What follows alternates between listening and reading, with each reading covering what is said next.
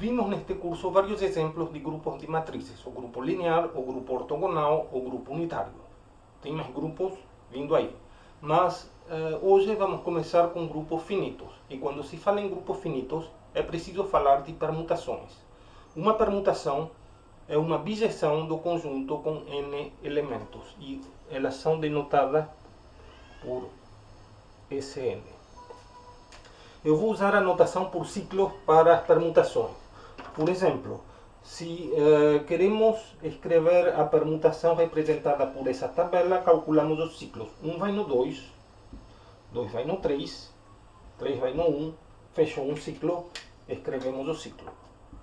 1, 2, 3. 4 vai no 4, é um ciclo trivial e não o escrevemos. 5 vai no 6 e 6 vai no 5, escrevemos o ciclo. Notem que ciclos são disjuntos e ciclos disjuntos comutam. Então, eu vou usar a notação da composição. Para mim, essa multiplicação seria a mesma coisa do que uma composição. Aqui a ordem é irrelevante, mas eu vou sempre usar a notação da composição. Por exemplo, se eu for multiplicar essa permutação aqui, 1, 2, 3, 5, 6, pela permutação 4, 5, 6, eu vou escrever assim, vou omitir o sinal da composição e vamos ver quanto é que isso dá. E eu começo com o elemento 1 e vou da direita para a esquerda. 1 não é modificado pelo primeiro ciclo, e aqui 1 vai no 2, depois o 2 continua. Mesma coisa, depois o 2 vai no 3 e o 3 vai no 1. Então, primeiro ciclo, 1, 2, 3, se manteve. Notem que, como os ciclos aqui são disjuntos, eu poderia simplesmente usar que eles comutam. Depois, 4. 4 só aparece aqui, 4 vai no 5. 5 aqui vai no 6 e do 6 volta para o 4. Então temos um ciclo 4, 5. Falta 6. 6 aqui vai no 5 e aqui 5 vai no 6. Então 6 não muda. Então a composição pode ser escrita e calculada assim, e vamos utilizar o sinal lambda vazio para a identidade.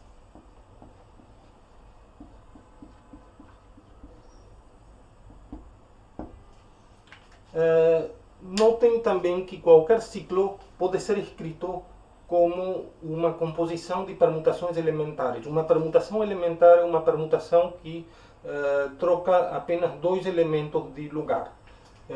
Por exemplo, 1, 2, 3, 4 pode ser escrito como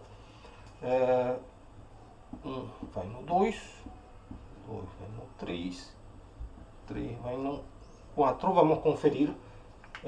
Esse produto leva 1 em 2, leva 2 em 3, leva 3 em 4 e leva 4 aqui em 3, 3 em 2 e 2 em 1. 4 vai em 1. Então, essas permutações de dois elementos vão ser chamadas de permutações elementares e geram um grupo. Posso escrever qualquer permutação como produto de permutações de dois elementos. Vou interpretar esses geradores como letras e o elemento do grupo como uma palavra. Nesse sentido, vamos chamar de comprimento ou de tamanho da palavra o número de letras que precisamos para gerá-la. No caso deste ciclo com 4 elementos, precisamos de 3. Em particular, geradores têm tamanho 1, ciclos com R elementos têm tamanho R-1 e permutações gerais com ciclos de RJ elementos têm tamanho igual ao somatório dos RJ-1. Faço isso para definir o sinal da permutação. O sinal de uma permutação em Sn pode ser mais 1 ou menos 1. E ele é igual a menos 1 vezes o tamanho de sigma. E eu afirmo que isso daqui é um homomorfismo do grupo Sn com a composição no grupo multiplicativo de mais ou menos 1. Lembremos que um homomorfismo é uma função de um grupo em outro grupo que preserva a estrutura de grupo ou composição, satisfaz esta propriedade. Se eu quero mostrar que o sinal da permutação é um homomorfismo, eu posso assumir que tal é representada por ciclos disjuntos e mostrar que vale a propriedade do homomorfismo para qualquer gerador sigma. Posso fazer isso então por uma permutação da forma AB vezes tal, que é um produto de ciclos disjuntos entre eles. Pode ocorrer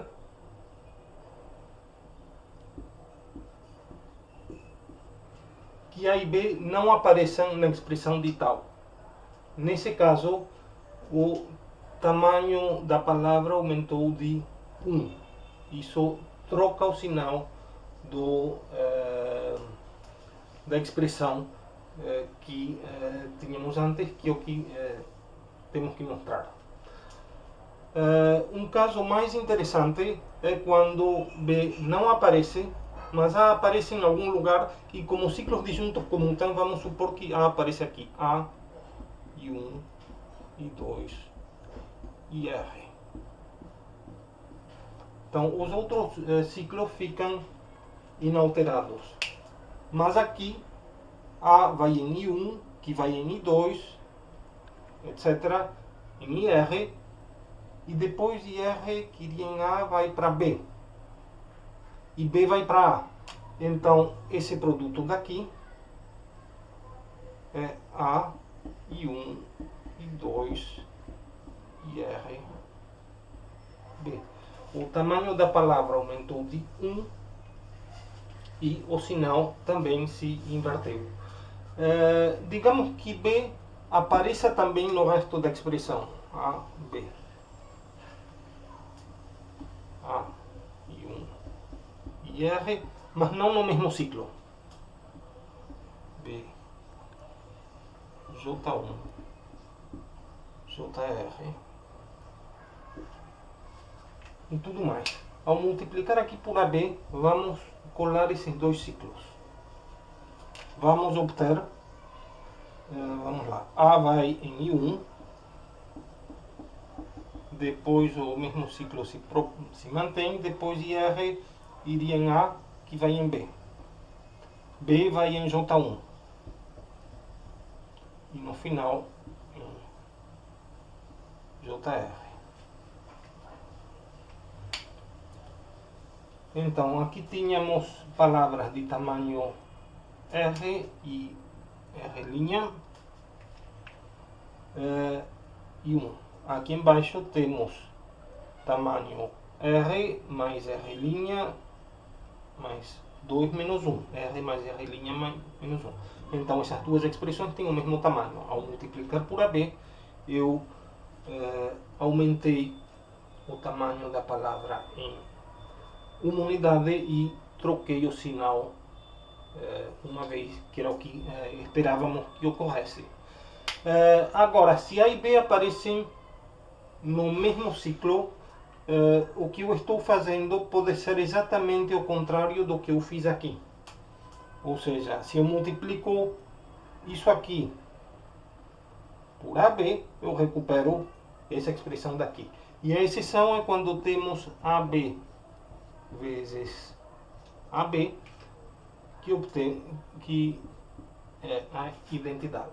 E nesse caso, o tamanho, ao invés de aumentar de 1, diminui de 1. A paridade se mantém, a paridade é trocada e o sinal também é trocado. Então, se multiplicamos a permutação tal por um gerador, trocamos o sinal. Isso mostra que φ é um homomorfismo porque toda permutação sigma se escreve como um produto de geradores. Tanto os geradores quanto o tamanho de sigma por definição. Homomorfismos são uma maneira de se produzir mais grupos. Por exemplo, se φ é um homomorfismo, então a imagem de φ é um subgrupo de G. Isso é trivial da definição de homomorfismo. Agora, o núcleo de φ é um subgrupo de H e tem outra propriedade que eu vou escrever, que é que ele é um subgrupo normal. Normal significa o seguinte: se eu tenho um elemento A, então quero dizer que está no núcleo de φ, isso quer dizer que φ de A é zero. Agora eu tenho que mostrar que B menos 1 também está no núcleo de φ. Por que aqui ele está no núcleo de φ? Porque φ de B a B menos 1 é φ de B, φ de A, φ de B menos 1, só que φ de A perdão, não é zero, é a identidade, o elemento neutro do grupo. Então, φ de A é o elemento neutro do grupo. Vamos tirar aqui. Isso é φ de B vezes φ de B menos 1, que é a identidade. Quando um subgrupo é normal, podemos fazer o quociente. O elemento do quociente é uma classe de equivalência módulo o núcleo e mostra-se, e vocês podem conferir no texto escrito, que é isomorfo à imagem de φ. Vamos agora construir um homomorfismo das permutações no grupo linear. Dada uma permutação sigma, vamos produzir uma transformação linear P sigma, cujo efeito vai ser aplicar a mesma permutação sigma nas linhas do que segue. Então multiplicamos P sigma por EJ. EJ, lembrando que E1 é o vetor 1, 0, 0, 0, 0. E2 é o vetor 0, 1, 0, 0, 0, 0. E, em geral, EJ é o vetor com todas as coordenadas iguais a 0, menos a j-ésima, que é igual a 1. Então, se multiplicamos P sigma por EJ, queremos obter a sigma de J. Isso nos permite escrever de maneira explícita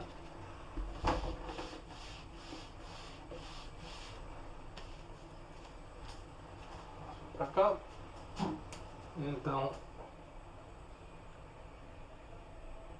P sigma e J.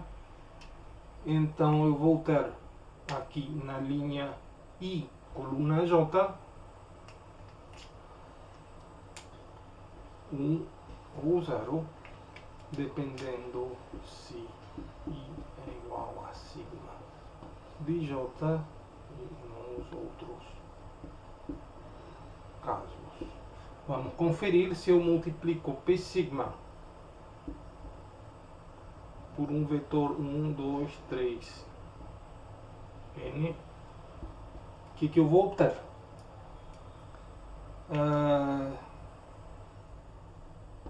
O E1 foi parar no sigma de 1. Então, o 1 foi parar na linha sigma de 1. O 2 foi parar na linha sigma de 2. Posso também escrever, talvez seja mais fácil, que P sigma de 1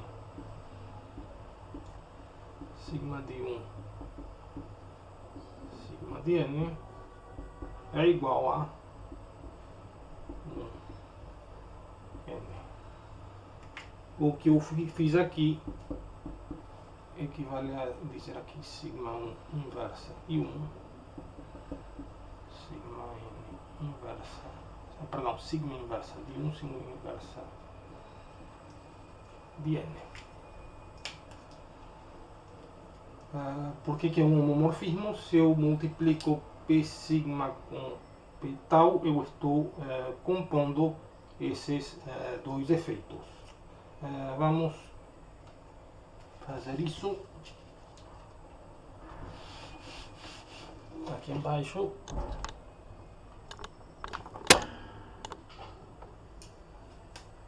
Então, P sigma com P tau. Então, o que eu faço aqui? Se eu tenho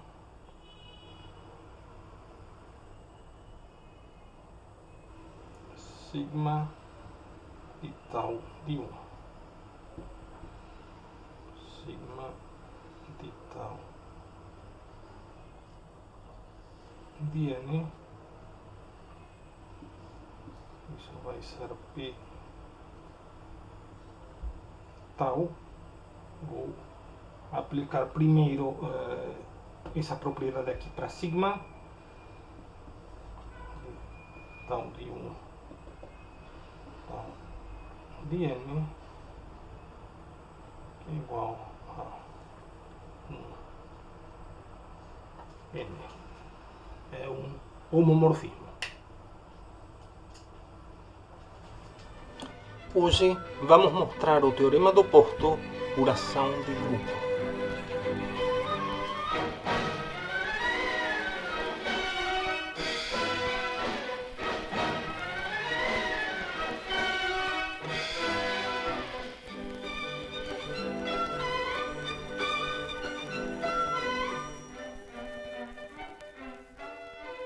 Boa tarde.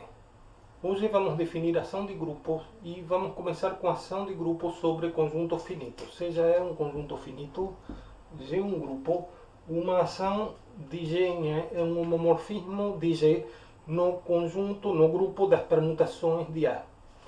Podemos também escrever isso sob forma de uma função de duas variáveis. Dado um elemento G e um elemento K, vamos produzir um elemento de X de A de G K. Pelo fato da ação ser um homomorfismo, vamos precisar que a ação da identidade seja a identidade e que a composição de F com G seja a mesma coisa do que Fg em K.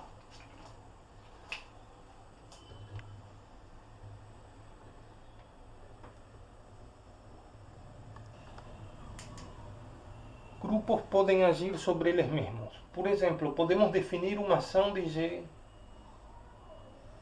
sobre G assim: A de F em H é igual a FH. Essa é chamada de ação à esquerda. Se temos Fg vezes H, vamos obter Fg vezes H. Podemos escrever ao contrário aqui, essa é a chamada ação à direita, e isso troca a ordem no homomorfismo. Outra ação possível é por conjugação. C de FH é FH, F inversa. Agora vamos a um exemplo não trivial de ação de grupo. Este é o cubo de Rubik. Ele tem 6 lados, como todo cubo, pintados, só que pintados de cores diferentes. Os cubos centrais de cada face estão fixos em relação aos outros, mas as faces externas podem girar umas em relação às outras.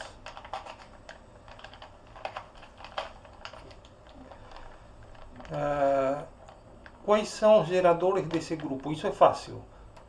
É só escolher esses cubos centrais, são 6 cubos centrais, e cada cubo central corresponde a um movimento, 2 movimentos ou 3 movimentos. São, portanto, 6 geradores, ou, a seguir a convenção na literatura especializada, 18, que são pelas diferentes movimentos, 1, 2, 3. Bom, quais são os estados? Os geradores não nos permitem saber os estados. Para saber os estados, precisamos entender melhor como é que esse cubo existe. Bom, o cubo tem alguns cubinhos que são os vértices, e que tem, aqui vou mostrar, 3 lados pintados, os outros nunca aparecem. Outros são as arestas, e agora que eu tirei um primeiro cubinho, eu consigo tirar as arestas, e aqui vocês podem ver como é que são as arestas. São apenas 2 pedaços pintados. Os cubinhos podem ser colocados em várias posições diferentes. Por exemplo, os de 3 lados podem ser colocados assim, assim ou assim. Os de 2 lados têm 2 posições possíveis. Segundo a enciclopédia online de sequências inteiras, o número de estados possíveis do cubo de Rubik é da ordem de 43 quintilhões. É um número astronômico, e é surpreendente que seja possível alguém resolver esse cubo na mão. De qualquer maneira, o efeito de cada um desses geradores é passar de um estado para outro, uma permutação do conjunto de estados. Cada estado, repetindo, corresponde a se fixar a posição de cada um dos cubos de 3 lados e de 2 lados em relação aos cubos centrais que estão fixos. Podemos, por exemplo, dar um nome aqui, RYG, para evitar ambiguidades, uso letras em inglês. Então, RYG é essa posição aqui. E esse cubinho daqui é o GWR, que pode estar também em 3 orientações possíveis. Nem toda combinação de orientações é viável, mas o número de estados é quase o que seria obtido se fossem todas as permutações viáveis. Vamos agora ao exemplo que é mais importante neste curso, que é a da ação de um grupo num espaço linear. A ação de um grupo num espaço linear é um homomorfismo de G no grupo linear de E. Vou partir logo para o exemplo importante. Vamos supor que é o espaço das matrizes de tamanho M por N.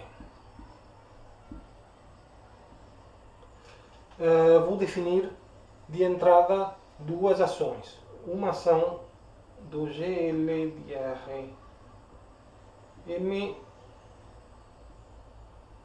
e outra ação do GL de R N. Ao contrário. Aqui. Então vamos primeiro à ação à esquerda. Vamos chamar de A. Então vai de GL de R M por E em E. E associa a cada par G A o valor G vezes A. G, nesse caso, uma matriz M por M. Se for a identidade, A não muda. Se eu aplicar isso ao produto de GH, eu vou ter isso aqui, G, A, D, H,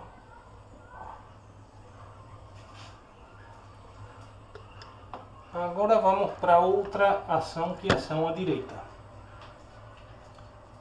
Vai ser a ação B do grupo linear de Rn em E.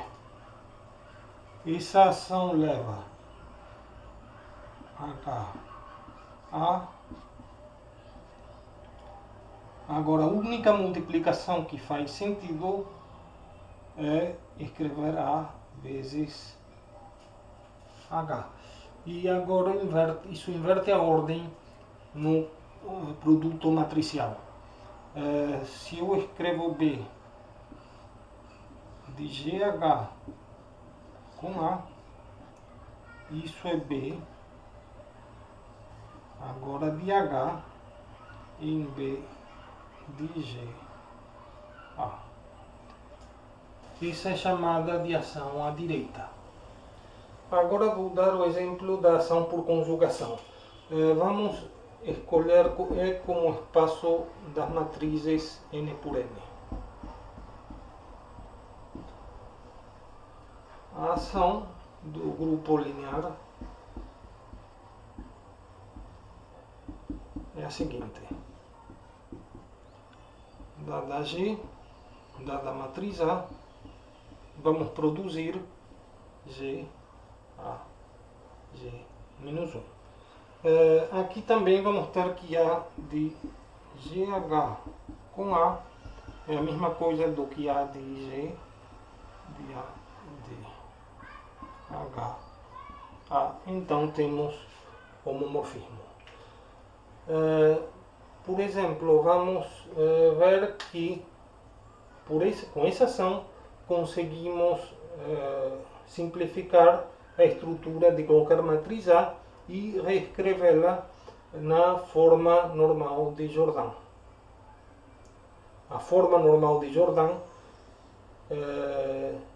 é um representante da órbita da matriz A por essa ação do grupo linear. Para enunciar o teorema do oposto, vamos precisar definir dimensão. E a dimensão de um espaço vetorial real ou complexo U sobre um corpo K é o menor número D, tal que o espaço é gerado por D vetores. Por gerado, quero dizer que todo vetor do espaço é combinação linear desses vetores, e se o espaço é real, então os xj são reais. Se o espaço é complexo, os xj são complexos. Os coeficientes xj pertencem ao corpo, no caso de um espaço sobre um corpo qualquer. A combinação linear se escreve dessa maneira, mas também pode ser escrita no Rn ou no Cn de forma matricial. Isso é uma maneira bem mais prática de se escrever o espaço, e nesse caso o conjunto das combinações lineares das colunas da matriz é chamada de imagem da matriz. Então podemos representar o espaço E como a imagem de uma certa matriz. Vamos mostrar que a dimensão de um subespaço é invariante pela ação do grupo linear do espaço ambiente. Vamos chamar os espaços de A e F. É subespaço de F. Seja G um elemento do grupo linear de F. Por exemplo, se F é N, G é uma matriz inversível N por N. Então, afirmamos que a dimensão de G aplicado a todos os elementos de E é um espaço e, além disso, tem a mesma dimensão. G preserva combinações lineares, por isso G vezes E é um espaço. Em relação ao outro requisito, que é o de que podemos escrever todo vetor de G como uma combinação linear de D vetores de GE, vamos partir de um vetor V pertencente ao espaço GE. Então, G menos 1V é um vetor de E e ele se escreve como somatório dos xi, ui i igual 1 até D, como na definição. D era o menor número que permite escrever o vetor G menos 1V ou qualquer vetor do espaço como combinação linear de vetores. Agora, se eu aplico G de novo, eu tenho que V igual a soma de igual 1 até D de xi vezes G ui. E são vetores de GE. Então, a dimensão de GE é de, no máximo, a dimensão de E. E não pode ser menor, porque podemos colocar esse argumento ao contrário, trocar G pela inversa de G. E nesse caso, usando o mesmo argumento, obtemos a conversa. Definição. Dizemos que uma matriz está em forma escada se e somente se existem índices J1 até Jk com a seguinte propriedade. A coluna de número JR é o vetor R da base canônica. É o vetor com zeros, todas as coordenadas iguais a zero, salvo a résima. E todas as outras colunas satisfazem a seguinte propriedade. As últimas coordenadas são zero, a partir da résima mais 1, onde assumimos que a coluna é de número L e L é estritamente maior do que J sub R. Então isso dá a matriz da seguinte forma, que é da onde vem a alcunha de forma escada. Vou agora fechar a escada.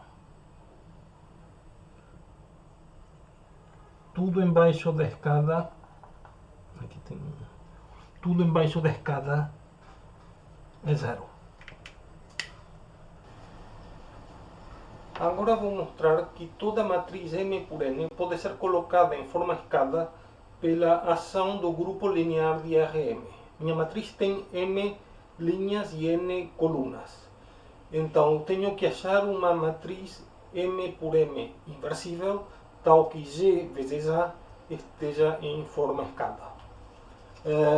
A prova desse lema vai ser por indução no número de colunas. Indução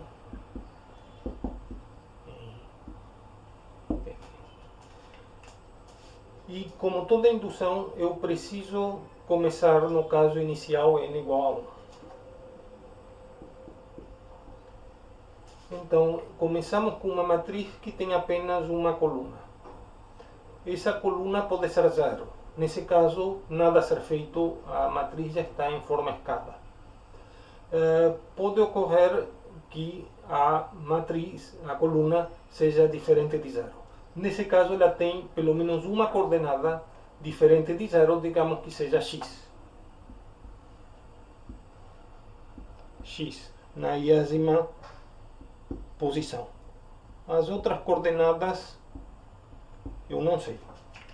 Mas eu posso multiplicar a esquerda pela matriz correspondente à permutação de 1 com i. Isso vai me produzir a coluna x e depois o resto eu não sei o que tem. Ainda não estamos na forma escada. Agora eu posso multiplicar x seguido do resto por outra matriz que é facilmente inversível. 1 sobre x, 1, 1. O resto eu não preencho, já sabemos que x é diferente de zero, portanto podemos pegar 1 sobre x. E o resultado disso vai ser da forma 1, y2 até yn. Ainda não estamos na forma escada, mas pelo menos o 1 já apareceu. E agora última etapa, eu vou pegar esse vetor e multiplicar por uma matriz triangular inferior bem escolhida. Vamos subtrair y2 aqui até yn, isso na primeira coluna, e o resto é tudo zero. Vou mostrar aqui para vocês o que acontece. Então, quando eu faço isso, a primeira linha se mantém e as coordenadas 2 a n se anulam. Então eu obtive aqui 1, 0, 0. Agora sim, estamos na forma escada. Eu procedi em várias etapas. Primeira etapa, permutação. Segunda etapa, divisão por x. Terceira etapa, matriz triangular inferior elementar. Todas essas matrizes são inversíveis, então o produto também é inversível. O produto é a matriz G, cadê? Do enunciado. Agora vamos ao caso geral.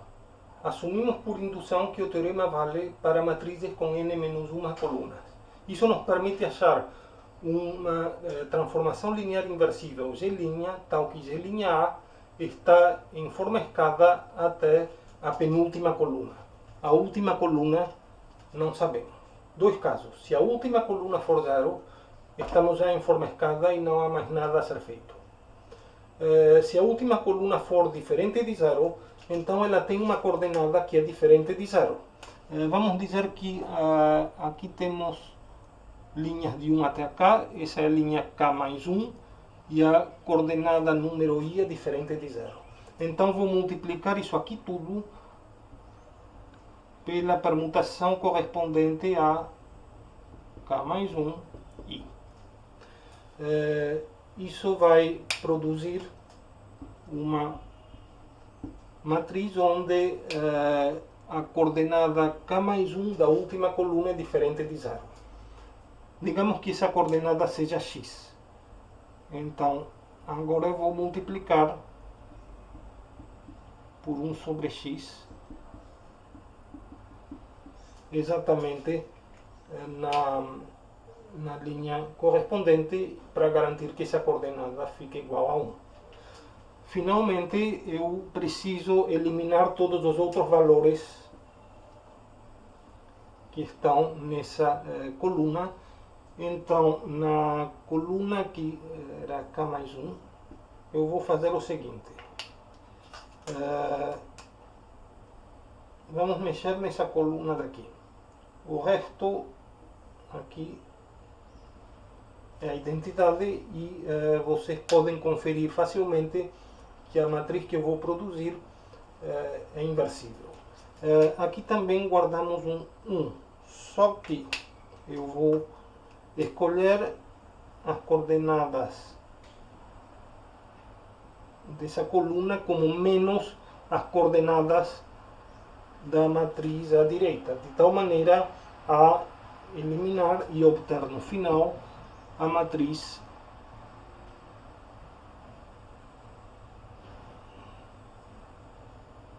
com tudo aqui direitinho em forma escada. E essa é a prova do leito. Vamos voltar agora ao teorema do Porto. Dada uma matriz A m por n, definimos 4 espaços associados a essa matriz. O núcleo e a imagem da matriz são subespaços respectivamente de Rn e de Rm, e também o núcleo e a imagem da transposta de A. O teorema do Porto afirma que a dimensão da imagem de A e a dimensão da imagem da transposta de A são iguais. Esse número é chamado de Porto da matriz. E ele afirma também que a dimensão da imagem de A mais a dimensão do núcleo de A é igual a n. Eu posso aqui usar a primeira afirmação para trocar o A pela transposta de A. Notem que o núcleo de A e a imagem de AT são espaços ortogonais. O mesmo ocorre aqui à direita. Então, vamos ter que mostrar que a soma das dimensões não é menor do que n, é igual a n, e vale a mesma coisa do lado direito, que nós não precisamos mostrar, porque é só trocar m por n no enunciado do teorema. Então, aqui entra a ação de grupo. Vimos que existe um elemento do grupo linear, uma matriz inversível, que quando multiplicada por A à esquerda, produz uma matriz em forma escada. Esse processo não alterou o núcleo de A e mantém invariante também a imagem da transposta de A. Mudou a imagem. Antes tínhamos um certo espaço imagem de A, todos os vetores desse espaço foram multiplicados por G. Isso não altera a dimensão do espaço. Então, se substituímos A por G de A, obtemos exatamente o mesmo enunciado. Então, vamos fazer isso e temos que mostrar esse mesmo enunciado para uma matriz A em forma escada. Vamos escrever A na forma escada.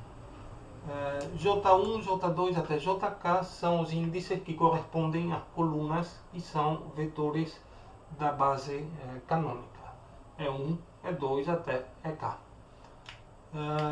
A imagem de A é o espaço gerado por essas colunas, ou seja, Rk tem dimensão K. A imagem da transposta de A é o espaço gerado pelas linhas que começam por 1. São os mesmos 1 que estavam nas colunas. Tem K entre eles. Portanto, a dimensão da imagem da transposta de A também é K. Agora vamos ao núcleo de A. Eu posso escrever o núcleo explicitamente escolhendo um valor de L entre dois valores de J. Isso corresponde a uma certa coluna aqui de A. E vou produzir o vetor seguinte. L, tá? Tem 1 na Lésima posição, ou seja, aqui multiplica por essa coluna, e nas posições dos J anteriores eu vou colocar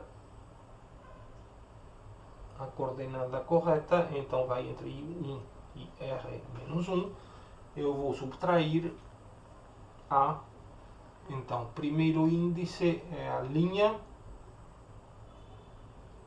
e segundo índice é a coluna, é L.